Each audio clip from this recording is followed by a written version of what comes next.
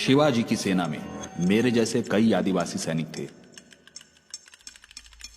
लेकिन मैदान जंग में दुश्मन से सीधी मुठभेड़ मेरा प्राथमिक काम नहीं था।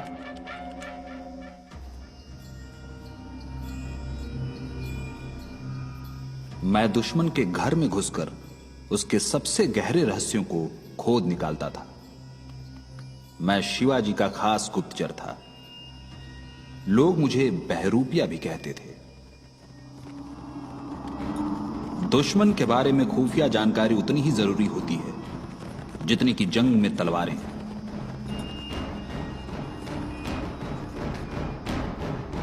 इस काम के दो ही अंजाम होते हैं, कामयाब हुए तो फतेह और पकड़े गए तो मौत। लेकिन वो जासूस ही क्या जो मौत को चकमा न दे सके।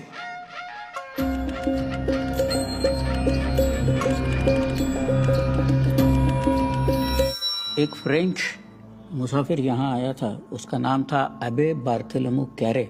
तो अबे कैरे चौल में एक शिवाजी के अफसर को मिला था और ये अबे कैरे ने शिवाजी के अफसर को पूछा कि शिवाजी को इतनी विजय कैसे मिलती है। तो वो अफसर ने कहा कि शिवाजी उसके जो जासूस है वो जासूसों पर बहुत ही पैसा खर्च करता है और एक बड़ी यंत्रणा ये जासूसों की है। वो सब जानकारी शिवाजी को लाके देते हैं और उन पर शिवाजी अपनी योजनाएं बनाता है और इसलिए शिवाजी को ये सब विजय मिलती है।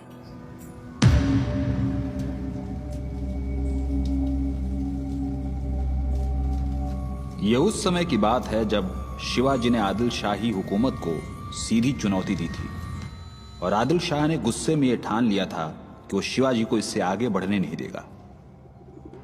अफजल खान की तरफ से शिवाजी को एक पैगाम आया था। शिवाजी ने मुझे बुलावा भेजा।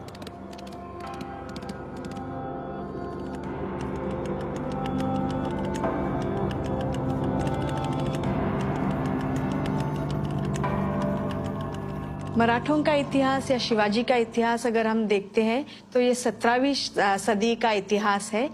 1630 से लेके शिवाजी की जब पैदाइश हुई तब से मराठों का इतिहास शुरू हो जाता है। शिवाजी अपने बचपन से ही उनका ध्येय ये था कि एक स्वतंत्र स्वराज्य का निर्माण करे। उन्होंने आदिलशाही की हुकूमत में अपने जागीर में और आजू बाजू के इलाकों में अन्याय होते हुए देखा था, इसलिए उनको और भी ऐसी इच्छा हुई कि ये जो गरीब लोग हैं, जो सर्वसाधारण जनता है, उनको इस अन्याय से छुटकारा दिलाए। हम जो बात कर रहे हैं वो 17वीं सदी की बात है। 1637 में निजामशाही बट गई, निजामशाही पूरी टूट गई। आधी मुगलों ने ली, आधी आदिल शाही ने ले ली। उसने निजामशाही मुल्क जो पहले कोकण का था उसमें से कल्याण, भिवंडी वगैरह सब मुल्क उसके शिवाजी ने कब्जे में ला लिया। तो ऐसे ये लड़का करने लगा तो हम क्या करेंगे। इसीलिए आदिल शाही ने सोचा कि कोई एक अच्छा और बहुत बड़ा सरदार शिवाजी पर भेजा जाए जो शिवाजी पर काबू पाले, शिवाजी को मार दे या उसको बंदी बना के बीजापुर लाए। इसीलिए अफजल खान को उसने नामजद कर दिया।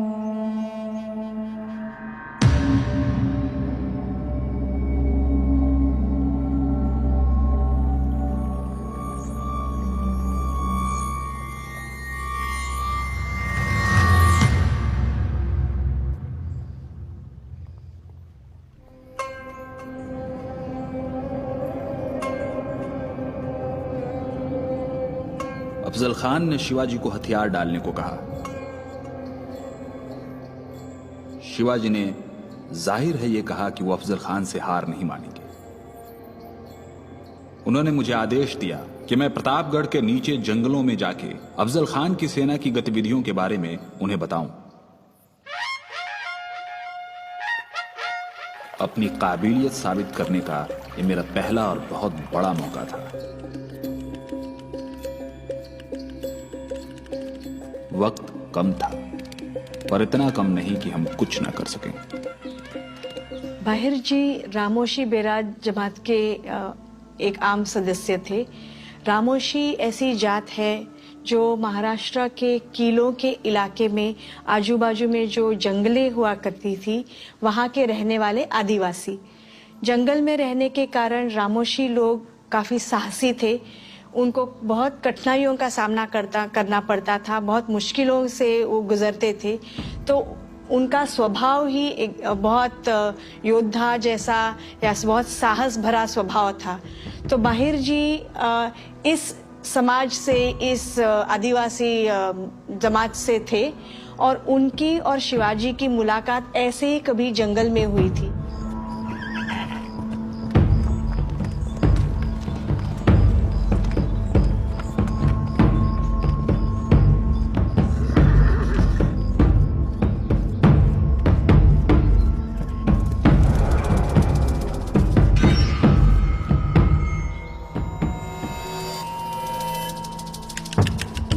अपने जंगल में अजनबियों को देखकर हम सतर्क हो गए। एक पल की लापरवाही भी महंगी पड़ सकती थी।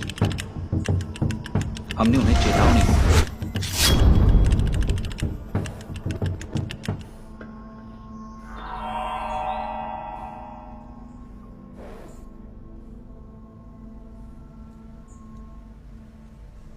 पर तभी मुझे पता चला कि वो शिवाजी थे। भेष बदल के अपने क्षेत्र की गतिविधियों के बारे में जानने निकले थे। शिवाजी ने मुझे अपनी फौज में शामिल होने को कहा। मेरे जैसे आदिवासी लड़के में शिवाजी ने क्या देखा पता नहीं, लेकिन उनका इस तरह मुझ पर भरोसा करना ही मेरे लिए फक्र की बात थी।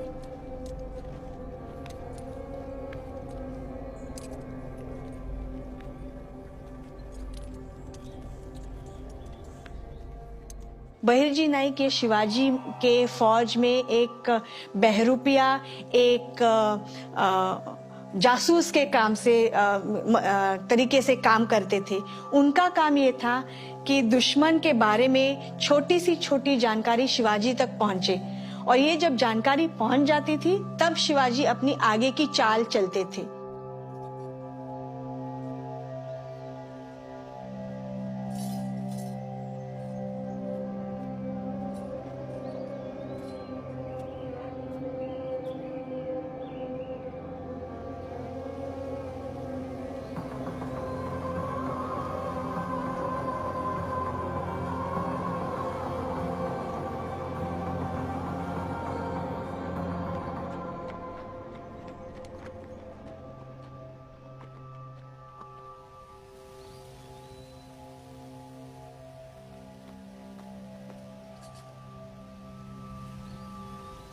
अफजल खान की फौज का डेरा मेरे सामने ही था।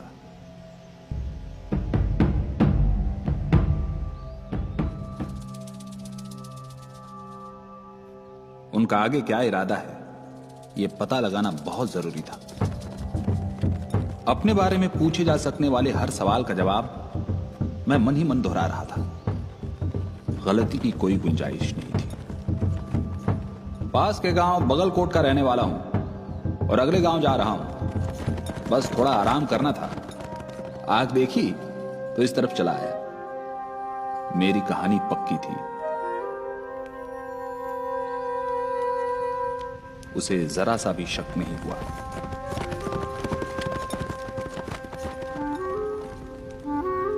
मैंने सिपाहियों से पूछा कि क्या मैं थोड़ी देर हाथ सेंक लूं?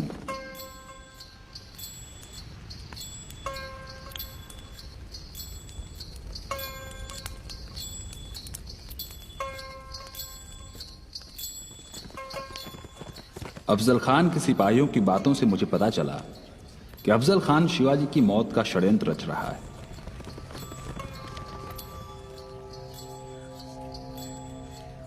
उन सिपाहियों को क्या पता था कि मेरे रूप में साक्षात शिवाजी उनकी बातें सुन रहे हैं।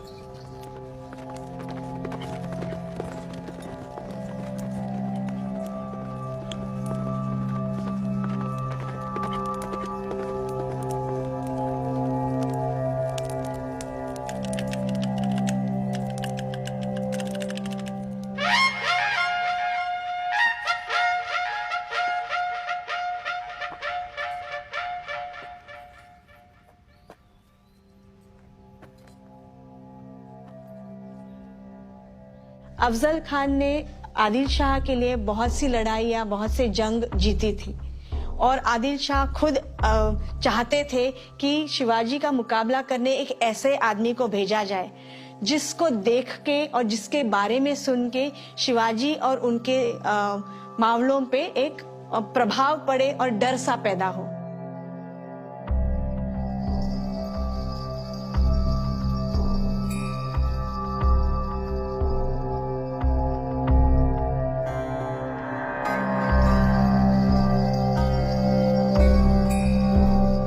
अफजल खान वो कपट से पूरा भरा हुआ था। अफजल खान ने शिवाजी के पिता को भी ऐसे ही कपट से पहले कैद कर रखा था।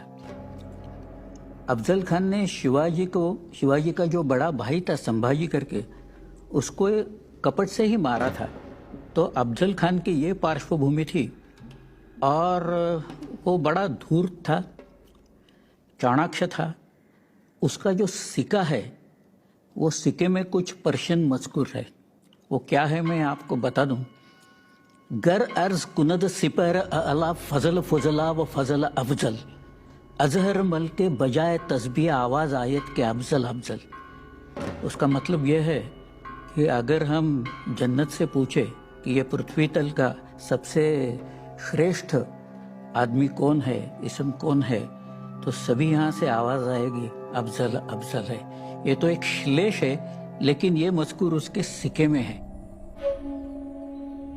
शिवाजी को मैंने खबर भिजवाई कि अफजल खान मैदानी क्षेत्र में तबाही मचा रहा है। उसने मंदिरों और पवित्र स्थानों को जानबूझकर ध्वस्त करना शुरू कर दिया,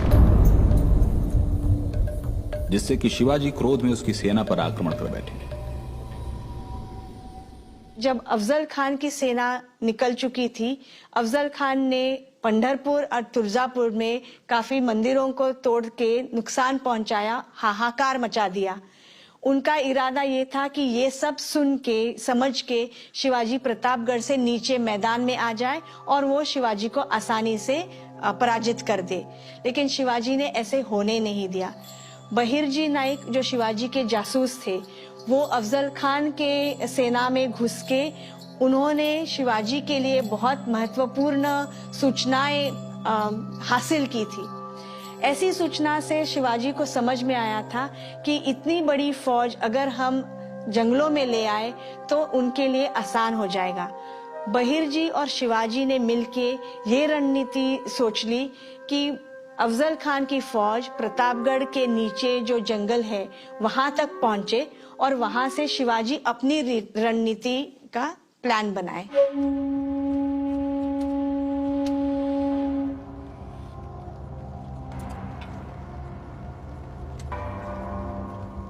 शिवाजी जो सोच रहे थे, मेरा भी वही ख्याल था। किसी भी हाल में हम अफजल खान के साथ मैदानी जंग नहीं कर पाएंगे। मैंने उनसे कहा कि हमें अफजल खान को एक पैगाम भेजना चाहिए, जिसमें हम अफजल खान को आधे रास्ते बुलाएं और वहीं उससे मुकाबला करें।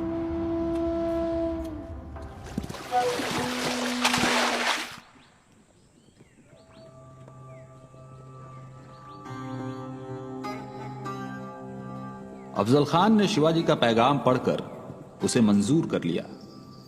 उसे यकीन था कि उसकी जीत पक्की है।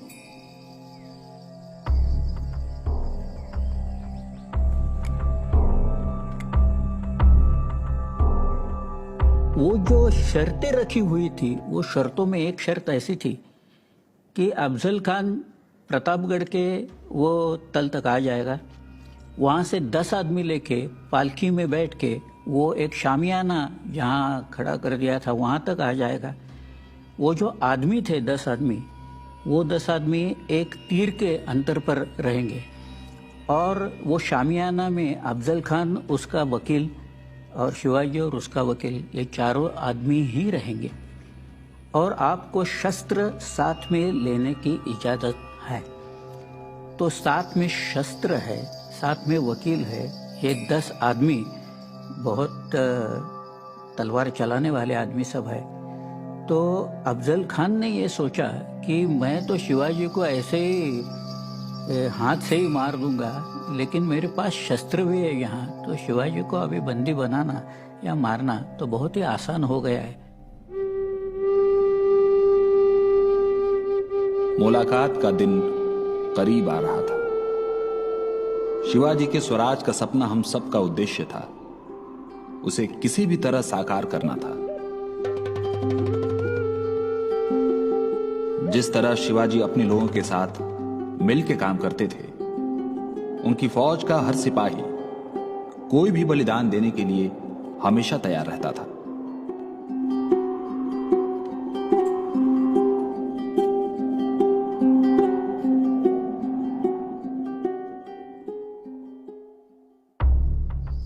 पर यह मुकाबला सिर्फ शिवाजी और अफजल खान के बीच था, और अफजल खान पर एक रत्ती भर भी यकीन नहीं किया जा सकता था।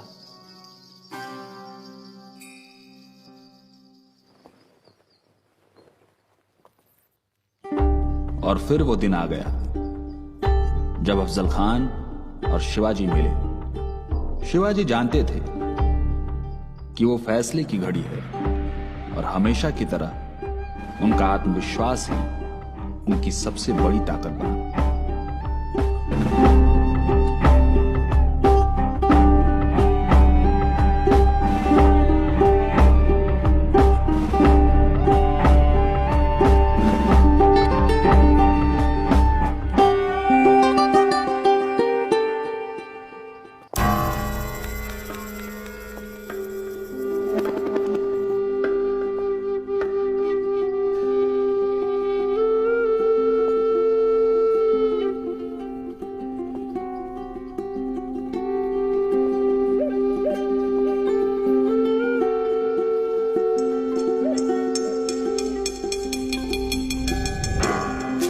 जब शिवाजी और अफजल खान की शामियाने में मुलाकात हुई, तब अफजल खान ने खुले हाथों से शिवाजी को गले लगाना चाहा। उनका गले लगाने का मकसद ये था कि शिवाजी ये शाहजी जो आदिल शाही सरदार थे उनके बेटे थे, तो आदिल शाह के सेवक शाहजी और आदिल शाह के सेनानी अफजल खान एक दूसरे को पहचानते थे। इसलिए अफजल खान के लिए शिवाजी उनके एक पहचान वाले का बेटा था।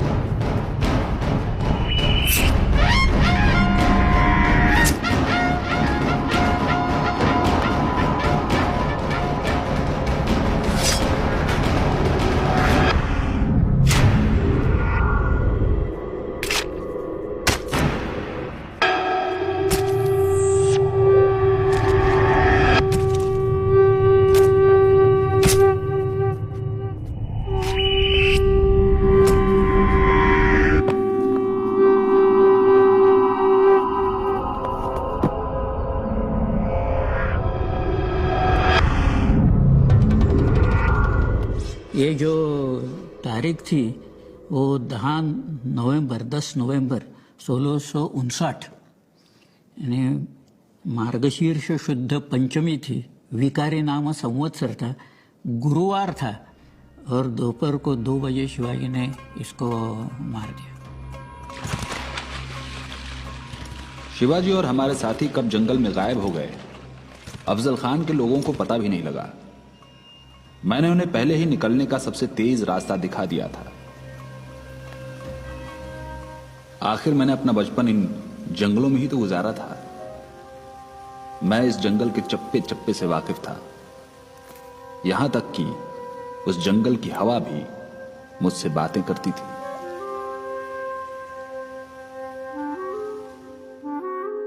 अभी देखिए, ये शिवाजी की दहशत, यानी वो जो जिसने ये जो कृत्य था उसका, वो इतना बड़ा था कि किसी ने भी सोचा नहीं था कि शिवाजी अफजल खान को मारेगा।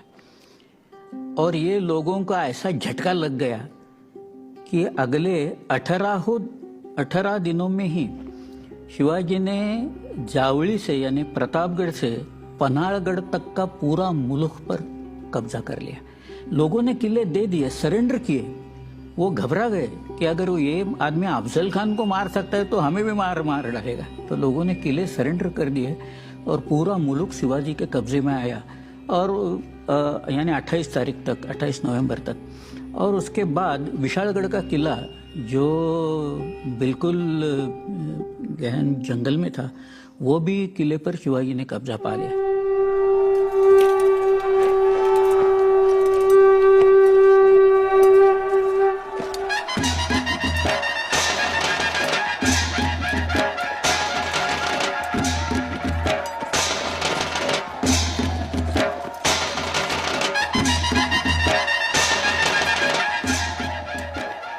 जीत की खुशी क्या होती है, उस दिन हमने सही मायनों में महसूस किया।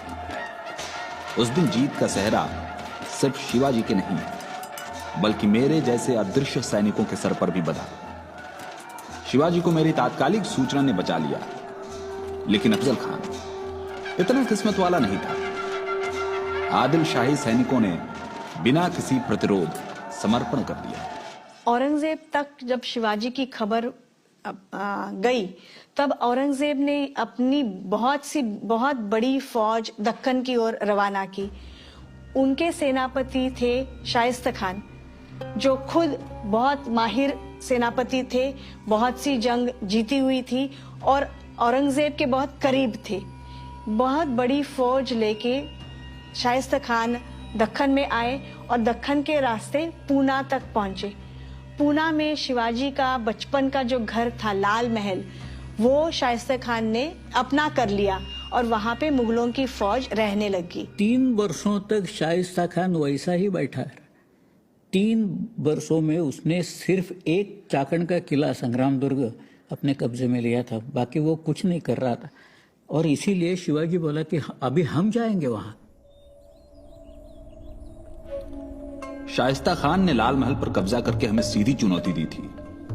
शिवाजी बहुत क्रोधित और विचलित थे। उन्हें जल्द ही जवाबी हमला तैयार करना था। मुगलों के साथ इस सीधी जंग का मुझे बेसब्री से इंतजार था। शिवाजी लाल महल के चप्पे चप्पे से वाकिफ थे। आखिर वो उनका अपना घर था और उसे वापस हासिल करने के लिए हम कुछ भी करने के लिए तैयार थे। और इस योजना का बीड़ा मेरे कंधों पर था। शिवाजी के बहुत सी बचपन की यादें लाल महल से जुड़ी थी। तो जब शाइस्ता खान ने वो सारा अपने हाथ ले लिया था, तो शिवाजी ने ये ठान लिया, किसी भी हालत में मैं लाल महल को छुड़वा दूंगा। ये करना बहुत आसान बात नहीं थी, क्योंकि सिर्फ लाल महल नहीं, लेकिन सारे पूना को शाइस्ता खान और मुगलों ने घिर रखा था। पूना से आने जाने के सारे रास्ते शाइस्ता खान ने रोक लिए थे और नाकाबंदी कर ली थी। तो मतलब ये कि मराठों का कोई भी सैनिक अंदर नहीं पहुंच पाया। बहिरजी नाइक ने इसलिए शिवाजी से सलाह मशवरत करके ये सोचा कि अगर हम फौज के रूप में ना जाए, अगर हम और किसी रूप धारण करके अगर पूना में घुसे, तो फिर लाल महल तक घुसना आसान हो जाएगा। शिवाजी महाराज ने पूछा, ये सब तो ठीक है, पर हम पुणे पहुंचेंगे कैसे?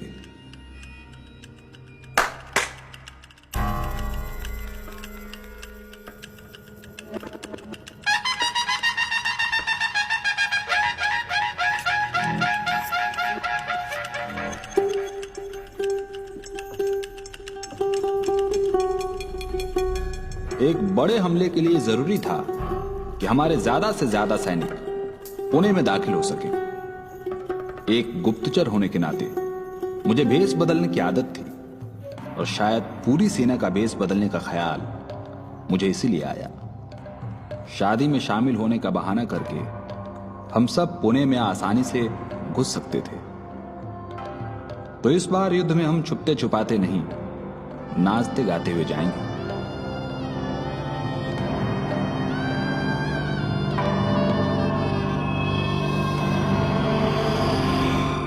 तो 70,000 फौज थी वहाँ पूना में, और उसके बीचों बीच शाइस्ता खान था। वो जो समय था वो रमज़ान का समय था, और रमज़ान का पवित्र महीना था। तो उपवास करते थे, अनशन करते थे, और रात को खाना खा के लोग सो जाते थे। तो शिवाजी ने ऐसा ही दिन चुन लिया कि रात को जब लोग सो जाएंगे तब हम हमला करेंगे। बारातियों के रूप में हमें शहर में घुसने से किसी ने ना रोका और रात के अंधेरे में हम लाल महल में बड़ी आसानी से घुसपैठ कर गए।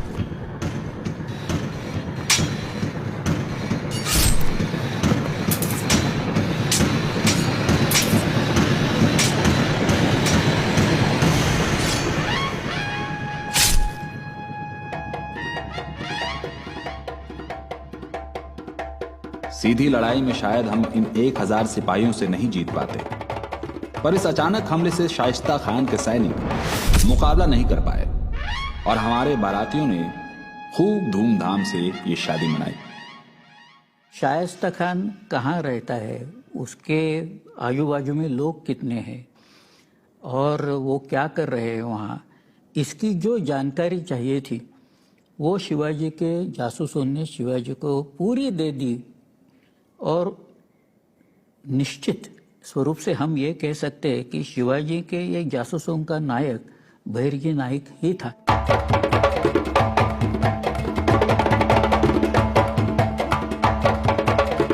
शाइस्ता खान ने इस लड़ाई में बहुत कुछ खोया, अपना बेटा, अपनी 4 उंगलियां, अपना आत्मसम्मान और पुणे का लाल महल। एक इसमें आपको दिखेगा कि शिवाजी ने उसकी जो स्ट्रेटेजी है, उसकी रणनीति है, उसका रणतंत्र है, स्ट्रेटेजी है और टैक्टिक्स है उसके, वो अफजल खान के यहाँ जो है ना वो अलग है और शाइस्ता खान के खिलाफ जो कि है वो कोई सोच भी नहीं था ऐसा करके उसने दिखाया।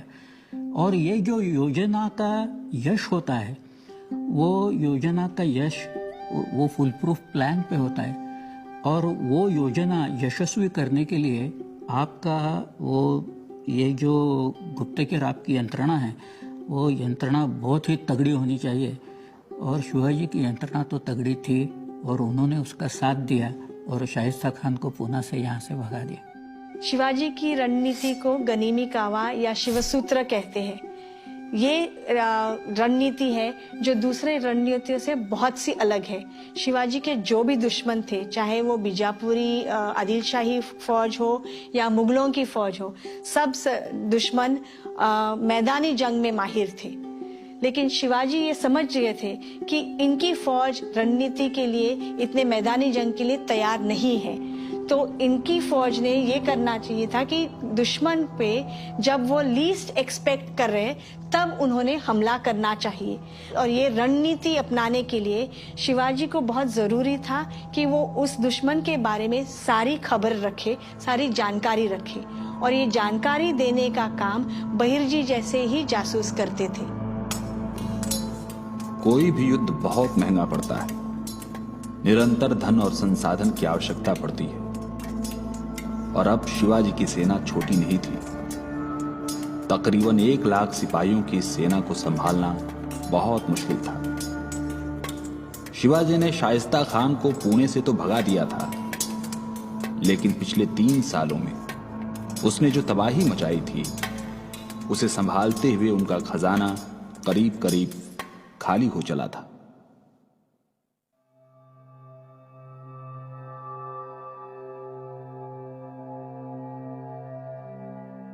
खजाना तो पूरा रिता हो गया था शिवाजी का और मुल्क भी बर्बाद हो गया था, बेचिराग हो गया था और उसकी भरपाई करना जरूरी था। और बहिर्जी खुद ही, मेरे ख्याल से शिवाजी ने उसको बतलाया होगा, लेकिन बहिर्जी आया शिवाजी के पास और एक हमारे मराठी क्रॉनिकल में एक वाक्य मराठी में है कि सूरत मारेलियाने अगणित द्रव्य सापडेल। इट मीन्स कि आप अगर सूरत प्लंडर कर दे तो अनगिनत द्रव्य राशि वहां से प्राप्त हो जाएगी। जितना नुकसान हमारा ये 3 वर्षों में हुआ है और उसके पहले भी ये जो अफजल खान की सवारी हुई थी और वो मुहिम में भी जितना नुकसान हो गया है, वो सब एक ही गांव लूटने से पूरा भर जाएगा।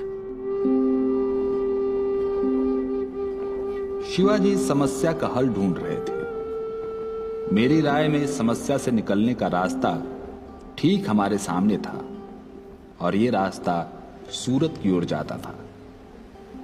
सूरत औरंगजेब की बहन की रियासत था और बहुत ही धन संपूर्ण शहर था। शिवाजी ने तुरंत ही सूरत पर आक्रमण करने का मन बना लिया, पर इसके लिए सूरत के सुरक्षा के इंतजामों की टोह लेना आवश्यक था।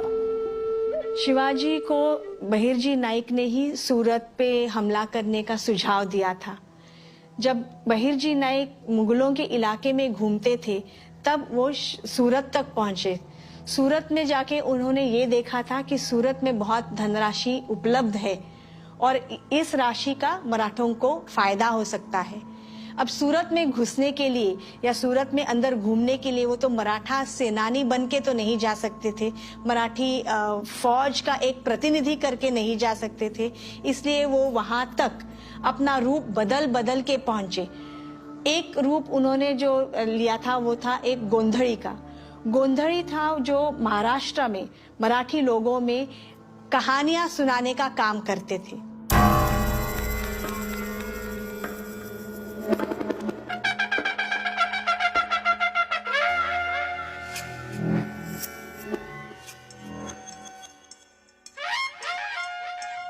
एक बार फिर शिवाजी महाराज ने यह जोखिम भरा काम मुझे सौंपा।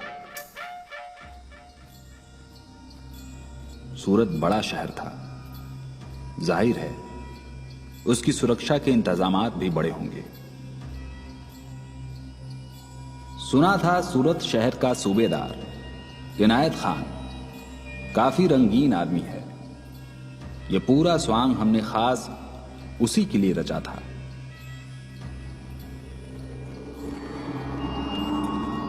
पर मुगल सिपाहियों की ताकत के आगे हमारा फेंका हुआ पासा गलत भी पड़ सकता था। इन आने वाले क्षणों में हमारी जिंदगी और मौत का फैसला होने वाला था।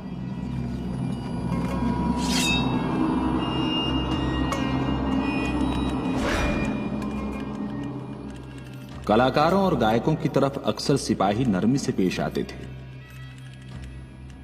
मेरी सारी योजना इसी भरोसे पर टिकी थी, बशर्ते उन्हें यकीन हो जाए कि हम असल में लोक गायक ही हैं।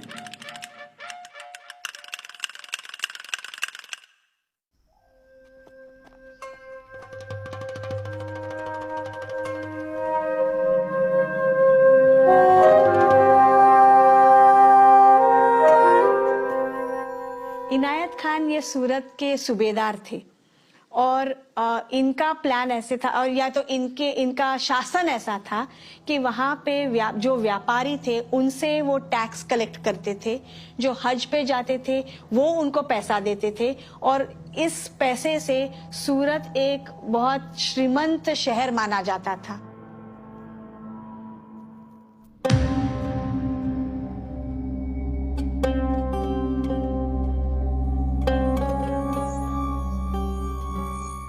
सूबेदार इनायत खान ताकत के नशे में डूबा हुआ एक आराम पसंद और शौकीन मिजाज का आदमी था।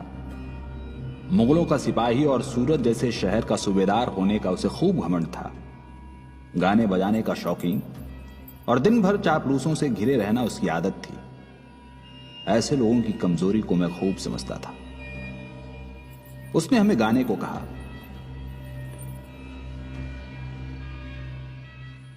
आई राजा उदे उदे सदानंदी उदे उदे बोल भवानी माता की जय।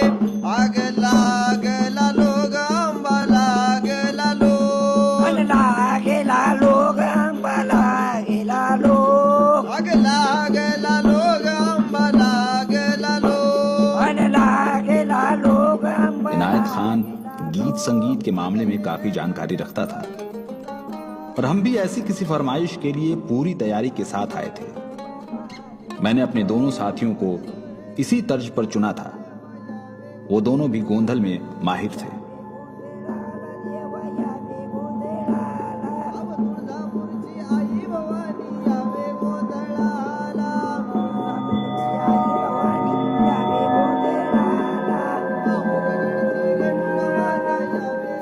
माता भवानी का हाथ हमारे सर पर था। अब बारी थी अगली चाल की। मुगल सैनिक से बात करके गोंधड़ी के रूप में बहिर्जी नाइक ने सूरत के बारे में, सूरत तक पहुंचने के रास्ते के बारे में, सूरत का जो प्लान था, सिटी प्लान था, उसके बारे में शिवाजी तक खबर पहुंचाई।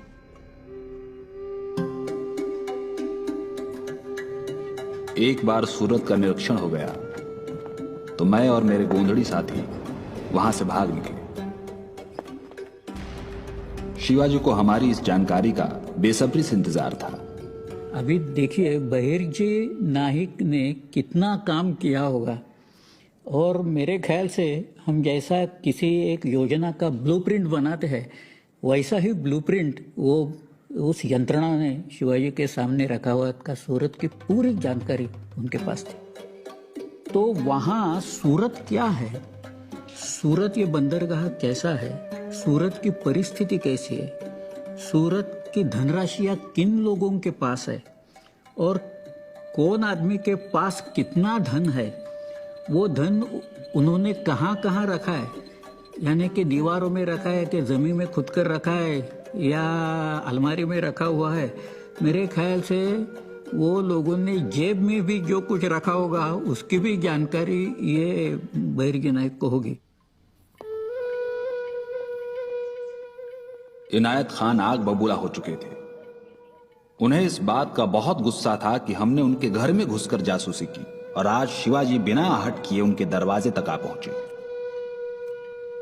उन्होंने अपने खास सिपाही को एक खास काम दिया।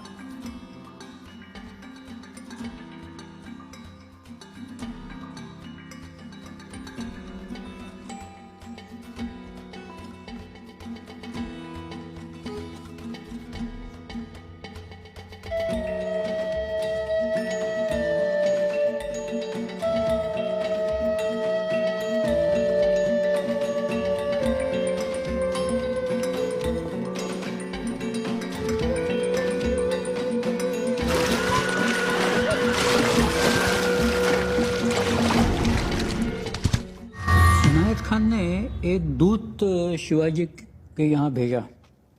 शिवाजी को लगा शायद ये दूत आएगा, कुछ चर्चा करेगा और कुछ धनराशि देगा, ट्रिब्यूट दे देगा। सो ये दूत को लोग अंदर लेके गए। कासिम शांति दूत बन के आया था, पर मुझे उस पर शक था। वो बहुत काबिल योद्धा था, पर मेरी पैनी नजर से तेज नहीं।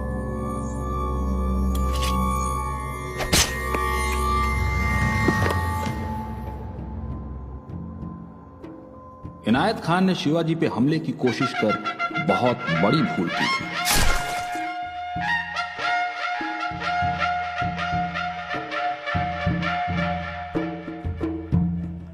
उसके बाद शिवाजी की सेना ने सूरत पर धावा बोल दिया और वो सब कुछ हासिल कर लिया जो वो चाहते थे।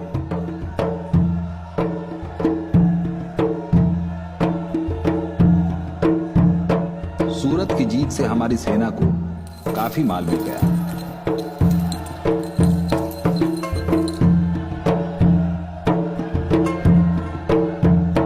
और आगे की योजनाओं को नई जिंदगी।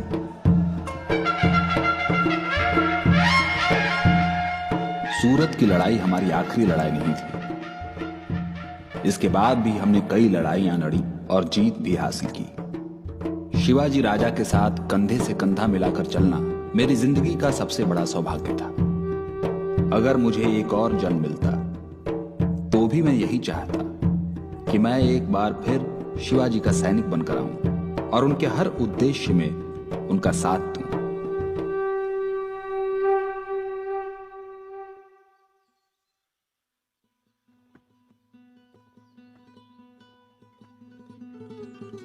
शिवाजी ने मुझे सरताज की उपाधि दी। मेरे और मेरे सभी रामोशी साथियों के लिए ये गर्व का दिन था। शिवाजी के कामयाबी में बहिर्जी और उनके जासूस या शिवाजी के अन्य सरदारों का बहुत बड़ा हाथ रहा है। इतिहास में ये अक्सर देखा जाता है कि जो विजेता होता है, जो शासन करता होता है, जो राजा होता है, जो छत्रपति होता है, उसकी कहानियां तो सब जानते हैं, लेकिन उसके साथ साथ उनके जो हमकदम हैं, उनके जो साथ चले हैं, उनके जो रणनीति को अपनाया है, जो काम किया है, जिसने बलिदान दिया है, उनके बारे में इतिहास कम बोलता है. Unfortunately, these are lesser known voices in history.